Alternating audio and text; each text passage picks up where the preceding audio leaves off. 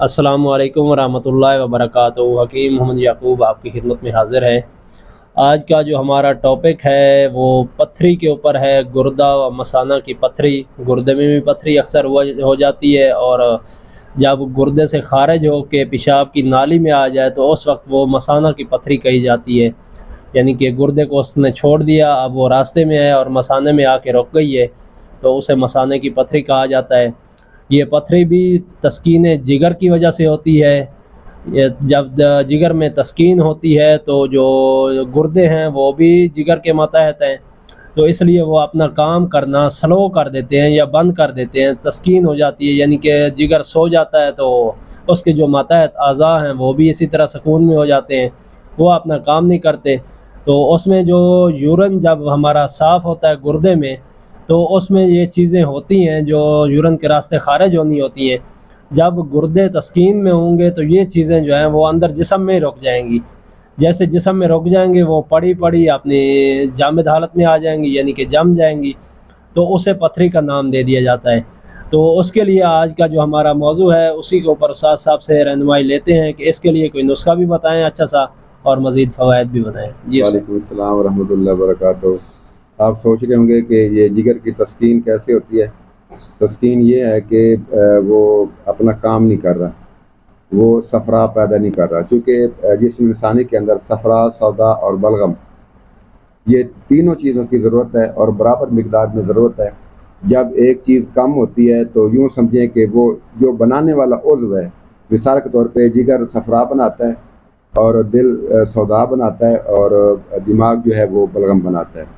تو جیسے اگر مثال کے طور پہ جگر کی تسکین سے مراد یہ ہے کہ جگر اب صفرا جو ہے وہ نہیں بنا رہا، یا جو سٹور روم ہے جگر کا جسے پتا ہم کہتے ہیں، اس کے اندر صفرا اتنا نہیں ہے کہ وہ معدے کے اندر ڈالے اور جو بھی جہاں کوئی چیز رکی ہوئی ہے وہ اس کو نکالنے کا کوئی بندوبست کرے۔ تسکین سے مراد یہ ہے جب یہ تینوں چیزیں صفرا، سودا اور بلغم تینوں چیزیں بنتی رہتی ہیں اور خرچ ہوتی رہتی ہیں، فاضل نکلتی رہتی ہیں، تو انسان بالکل ٹھیک ہوتا ہے، کسی قسم کی سر سے لے کے پاؤں تک اسے کوئی علامت نہیں ہوتی۔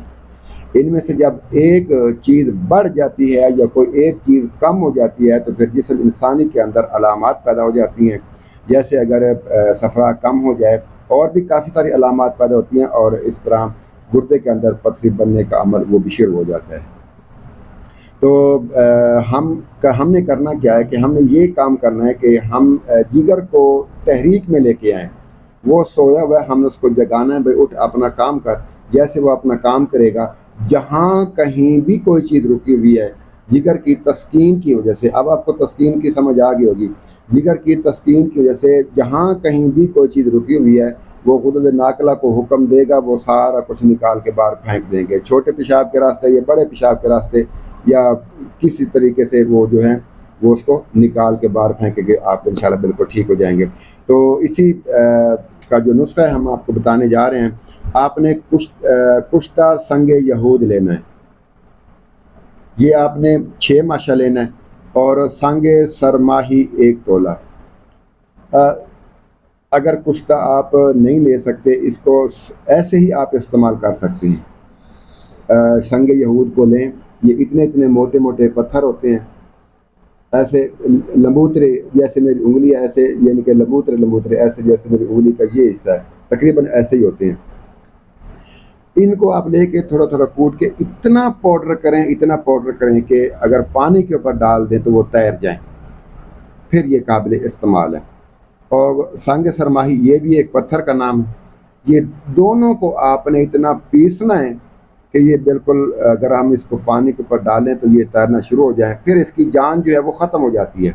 اگر یہ موٹے موٹے ہوں گے، ان کے اگر جان ہوگی تو جیسے آپ اوپر ڈالیں گے یہ نیچے بیٹھ جائیں گے۔ اگر کوئی چیز بیٹھتی ہے تو پھر وہ آپ کا نسخہ جو ہے وہ تیار نہیں ہوا۔ اب ان دونوں کو آپ نے ملا لینا ہے، تقریباً 1 سے 2 چنے برابر، صبح دوپہر شام 3 ٹائم استعمال کرنا۔ سونف، چھوٹی الائچی، زیرہ سفید اور گول سرخ، یہ جو گلاب کے پھول ہوتے ہیں، تھوڑے تھوڑے لے کے اس کا قہوہ بنا لیں۔ بے شک آپ اکٹھا بھی بنا کے رکھ سکتے ہیں، ساری چیزیں تھوڑی تھوڑی لے کے آپ قہوہ بنا کے رکھ لیں. اسی قہوے کے ساتھ آپ نے یہ جو نسخہ ہے یہ آپ نے استعمال کروانا ہے.